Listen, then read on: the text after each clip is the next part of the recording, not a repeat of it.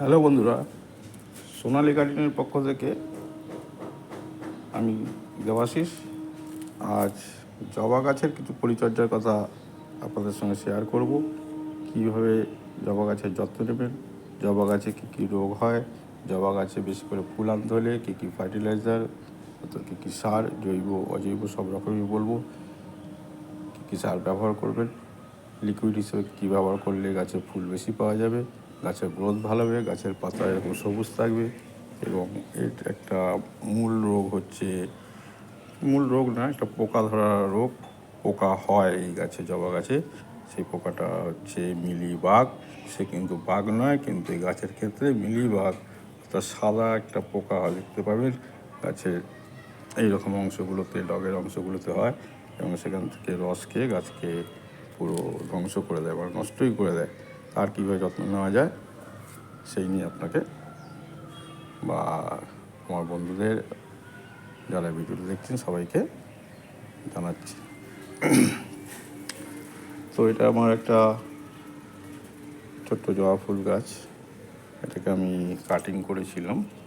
তো আকারটা ছোট করে রাখবো বলে এটাকে বলে হচ্ছে লক্ষ্মী জবা গাছ।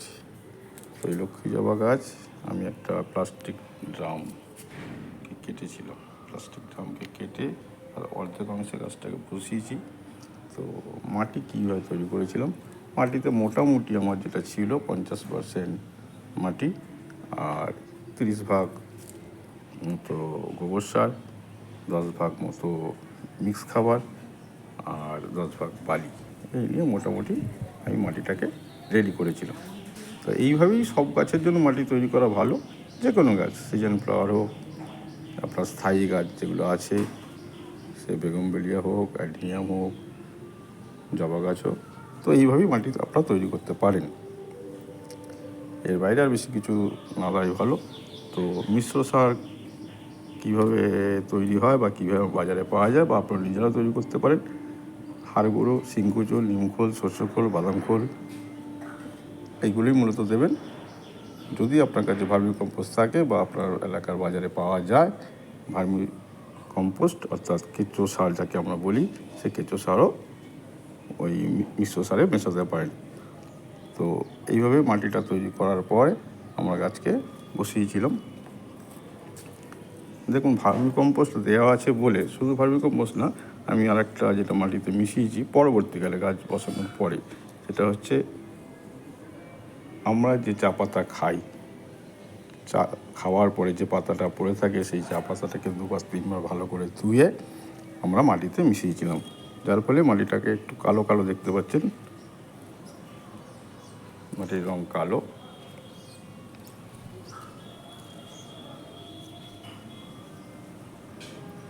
এবার আসি গাছের মূল পরিচর্যার দিকে। এই হলো মাটি। তার পরবর্তীকালে গাছকে কীভাবে আমরা বড় করব, কীভাবে গাছে বেশি করে ফুল আনব। তো ফুল আনার জন্য মূলত আমরা যা ব্যবহার করি সেটা হচ্ছে, আমি যা ব্যবহার করি সেটা জানিয়ে রাখি। আমি ব্যবহার করি হচ্ছে, যে পেঁয়াজ আমরা রান্নার কাজে ব্যবহার করি, সেই পেঁয়াজের চোকলাকে 2-3 দিন ভিজিয়ে রেখে সেই জলটাকে আমি এর মধ্যে ব্যবহার করে থাকি। তার ফলেই এত ফুল এরকম ছোট্ট গাছেও পাওয়া যায়। দেখুন, অসংখ্য কড়ি আছে। যদিও ওই লক্ষ্মী জবা গাছে ফুলের পরিমাণ এমনিতেই বেশি, তা সত্ত্বেও আমরা যেহেতু টবে গাছ করি, সমস্ত ধরনের খাবার এরা পায় না পুষ্টির অভাব হয় এবং ফুল আসতে চায় না, তাই আমরা পেঁয়াজের জল আমরা এতে অবশ্যই ব্যবহার করব। দ্বিতীয়ত হচ্ছে চা পাতা। আমরা যে চা পাতা খাই, সেই চা পাতাকে আমরা 2 চামচ 1 গ্লাস জলে ভিজিয়ে 2 দিন রেখে দেবো, এবং সেই জলটাকে 2 দিন পরে আমরা এই গাছে আরও কিছুটা জল মিশিয়ে, অর্থাৎ 1 গ্লাসের সঙ্গে আরও 1 গ্লাস জল মিশিয়ে, যেহেতু আমি এই টবটা অনেকটাই বড়, 2 গ্লাস জল অবশ্যই লাগে, অর্থাৎ 2 গ্লাস মানে প্রায় 500 লিটার, 500 ml, হাফ লিটার। এই হাফ লিটার জল আমরা এতে ব্যবহার করব। আমি করেছিলাম, করে থাকি, সেই জন্যই এত ফুল, এবং গাছও প্রাণবন্ত, সবুজ, সতেজ এবং বেশ বুশিও হয়েছে। তো আপনারা এরকম ফার্টিলাইজার ব্যবহার করবেন।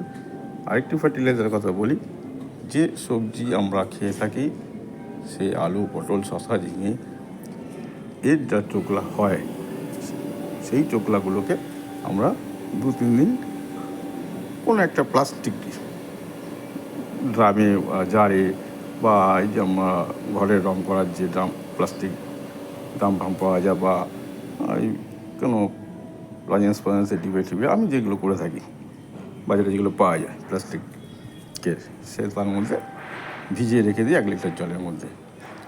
ওইটা 3 দিন রেখে দিই এবং প্রতিদিন একটু করে নাড়ি, যাতে দুর্গন্ধ না হয় এবং ফাঙ্গাসের ভয়টাও কেটে যায়, ফাঙ্গাসটা যাতে না হয়।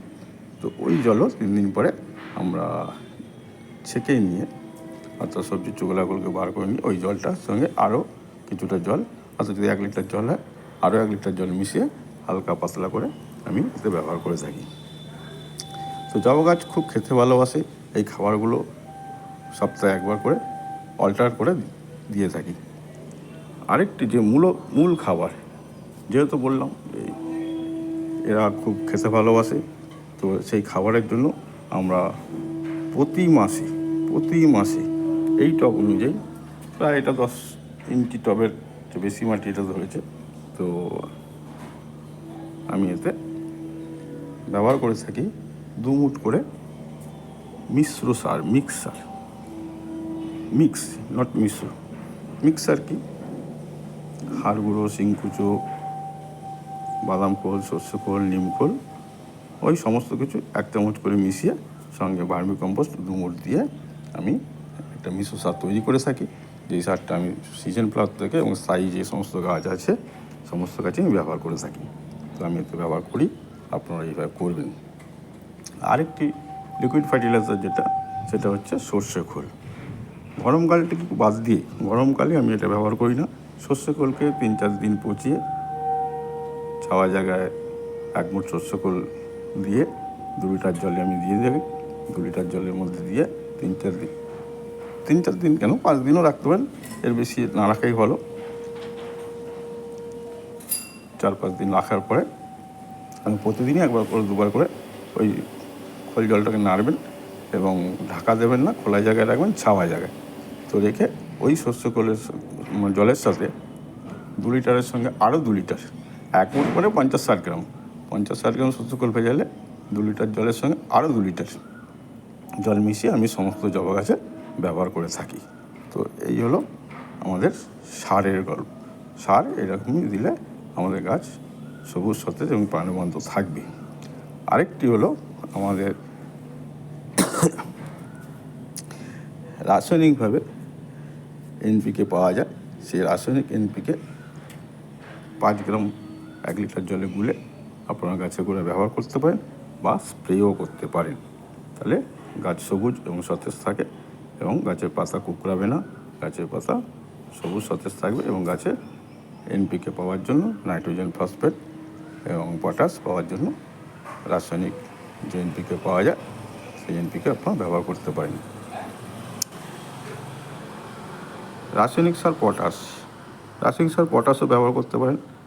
এই পটাশের জৈবভাবে উৎস সবাই আপনারা জানেন, তবুও আমি আপনাদের জানিয়ে রাখি, কলার চোকলা যে কলা যে আমরা খাই, সেই কলার চোকলাগুলোকে সংগ্রহ করে নিয়ে শুকিয়ে নিয়ে সেগুলোকে ছোট ছোট করে কেটে জলের মধ্যে 2-3 দিন ভিজিয়ে সেই জলটাকে যদি গাছে ব্যবহার করা যায়, পটাশের উৎস জৈবভাবে পাওয়া যায়।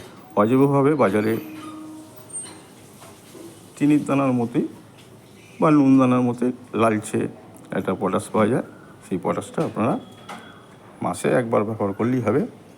যেহেতু রাসায়নিক সার, এই টব অনুযায়ী 2 চামচ, ছোটো টব হলে 1 চামচ ব্যবহার করবেন, তাতে ফুল ভালো পাওয়া যাবে। এবার আসি জবা গাছ যেমন খেতে ভালোবাসে, এই খাদ্যগুলো বললাম। জবা গাছে আরেকটি ব্যাপার হচ্ছে, জবা গাছ খুব স্নান করতে ভালোবাসে। এটা রোদের গাছ, কিন্তু গরমকালে প্রখর রোদ্দুর থেকে বাঁচাতে যদি কেউ শেডে রাখতে পারেন খুবই ভালো। গ্রিন শেড থাকলে আরও ভালো, তাহলে জবা গাছের পাতা হলদে হয় না বা ঝলসে যায় না বা পুড়ে যায় না।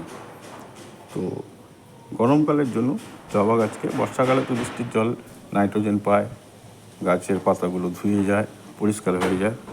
অক্সিজেনের জন্য গাছের পাতাকে ধোয়া খুব প্রয়োজন। সেই কারণে আমরা জবা গাছে প্রতিদিন পারলেও গরমকালে বিকালের দিকে ঠান্ডা জল বলতে আমি বরফ জল বলছি না, ঠান্ডা জল বলতে নর্মাল টেম্পারেচারের জল দিয়ে গাছকে সম্পূর্ণরূপে চান করিয়ে দেওয়া আবশ্যক। জবা গাছ স্নান করতে ভালোবাসে, জবা গাছের পাতা হয়তো পরিষ্কার থাকে এবং সালোক সংশ্লেষের জন্য পাতার উপরে যে ময়লাগুলো থাকে সেগুলো ধুয়ে যায় এবং সালোক সংশ্লেষ ভালো হয়। সুতরাং গাছ খাদ্য খাবার তৈরি করতে ভালো পারে, এই জন্য জবা গাছকে স্নান করানো খুব প্রয়োজন। একটু কথা প্রথমেই বলেছিলাম মনে হয়, এই গাছে মিলিবাগ অর্থাৎ সাদা একটা পোকা হয়, সেই সাদা পোকায় ডগগুলোর মধ্যে বাসা বাঁধে এবং ওই মিলিবাগগুলো সাদা পোকাগুলোকে পিঁপড়েরা খেতে আসে। ওই পিঁপড়ে দ্বারা বিভিন্ন ডালে বা অন্যান্য গাছেও এই মিলিবাগ তাদের বংশ বিস্তার করে এবং গাছটাকে তার রস শুষে গাছের পুষ্টি রস খেয়ে গাছটাকে মেরে দেয়। সেই মিলিবাগের হাত থেকে রক্ষা পাওয়ার জন্য যদি কোনো গাছে প্রচুর পরিমাণে হয়ে থাকে, তাহলে যেই জায়গায় পোকাটা লেগেছে সেই গাছে ওই পোকা লাগা জায়গা থেকে ডালগুলোকে কেটে দূরে কোনো জায়গায় ফেলে দিন। আর অল্প স্বল্প হলে যদি পারেন খুব ফোর্সে জল প্রেস করুন, তাতে অনেকটা চলে যায়। কিন্তু এতেও যদি না যায়, মিলিবাগের জন্য একতারা বলে একটি ওষুধ বাজারে পাওয়া যায়, একতারা। ওটা 1 গ্রাম জলে 1 লিটার মিশিয়ে পরপর 3 দিন স্প্রে করবেন এবং খুব ফোর্সে স্প্রে করবেন, কারণ এদের গায়ে একটা খোলক থাকে, যে খোলকটার মধ্যে মানে খোলকের উপর থেকে আর কি হালকা করে স্প্রে করলে ওদের গায়ের ভেতরে যায় না, অর্থাৎ মরে না সহজে। তাই খুব ফোর্সে স্প্রে করলে ওপরে খোলক ভেদ করে ওই যে মেডিসিনটা বা ওষুধটা দেওয়া হচ্ছে, অর্থাৎ একতারা, সেই একতারা একে ধ্বংস করে দিতে পারে।